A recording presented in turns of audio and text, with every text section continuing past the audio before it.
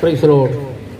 Cherthala private stand സമീപം ദൂരത്തും ചാരത്തുമായി ഈ ശബ്ദപരിധിക്കുള്ളിൽ ഞങ്ങളെ ശ്രമിച്ചുകൊണ്ടിരിക്കുന്ന എല്ലാ മാന്യ ശ്രോതാക്കളെയും കർത്താവായ യേശുക്രിസ്തുവിന്റെ നാമത്തിൽ വന്ദനം പറഞ്ഞുകൊണ്ട്, പ്രിയപ്പെട്ടവരെ,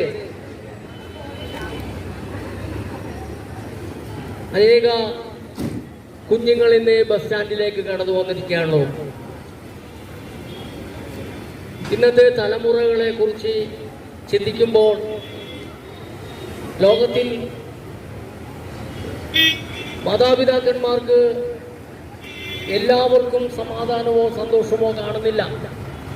കാരണം തലമുറകളിൽ നിന്ന് ഭൂരിഭാഗം തലമുറകളും നശിച്ചുകൊണ്ടിരിക്കുന്ന ഒരു കാലഘട്ടമാണ്.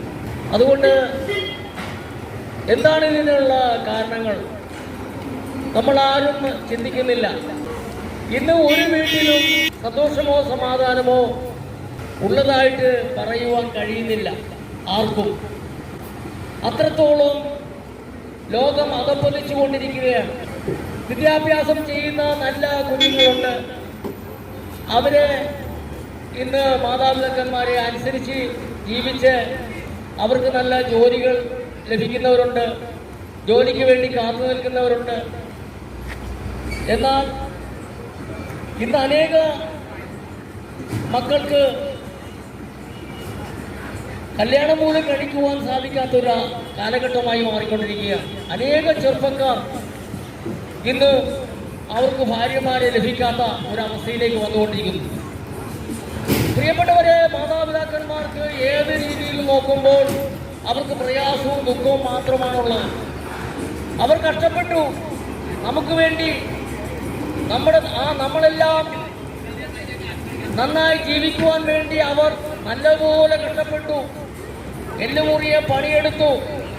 പക്ഷേ ഇന്ന് അവർക്ക് സമാധാനമോ സന്തോഷമോ ലഭിക്കുന്നില്ല. കാരണം ലോകം അത്രത്തോളം അധപ്പതിച്ചുകൊണ്ടിരിക്കുന്നു.